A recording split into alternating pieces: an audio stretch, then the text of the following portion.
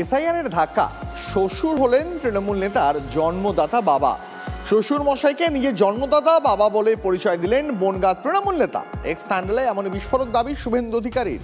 বিরোধী দলনেতার দাবি, বনগাঁ দক্ষিণ বিধানসভার রামনগর গ্রাম পঞ্চায়েতের 265 নম্বর বুথের ভোটার মনিরুজ্জামান মণ্ডল ও আরজিনা মণ্ডল সম্পর্কে স্বামী স্ত্রী।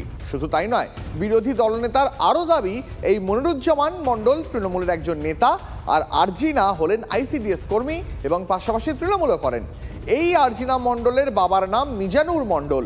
এই মিজানুর মণ্ডল অর্থাৎ শ্বশুর মশাইকে নিজের জন্মদাতা বলে ভোটার লিস্টে উল্লেখ। ম্যাপিংয়ের সময় কারসাজির অভিযোগ তৃণমূলের অঞ্চল সভাপতির ছেলে তথা স্থানীয় বিএলওর বিরুদ্ধে। কমিশনের দৃষ্টি আকর্ষণ করে পোস্ট বিরোধী দলনেতা শুভেন্দু অধিকারীর। সমস্ত অভিযোগ খতিয়ে দেখে দৃষ্টান্তমূলক শাস্তির দাবি করেছেন তিনি। এখানে রয়েছে তো, এখানে এমএলএরা রয়েছেন, বনগাঁ দক্ষিণের এমএলএ রয়েছেন, এখানে বনগাঁ উত্তরের এমএলএ রয়েছেন, যে আগে বাবার ভোট, আগে ছেলের ভোট হয়েছে বিধায়কের, তারপরে তার বাবার ভোট হয়েছে। এইগুলো সব তদন্ত সাপেক্ষের ব্যাপার। এর আগেই বাজার গরম করবার জন্য একটা কিছু বলে দিলেই হয় না। একজন নেতা তার অত্যন্ত ভেবে কথা বলা উচিত। এইগুলো সব তদন্ত সাপেক্ষ ব্যাপার। নিশ্চিতভাবে তদন্ত করে প্রমাণ করতে হবে যে কে কোনটা করেছেন।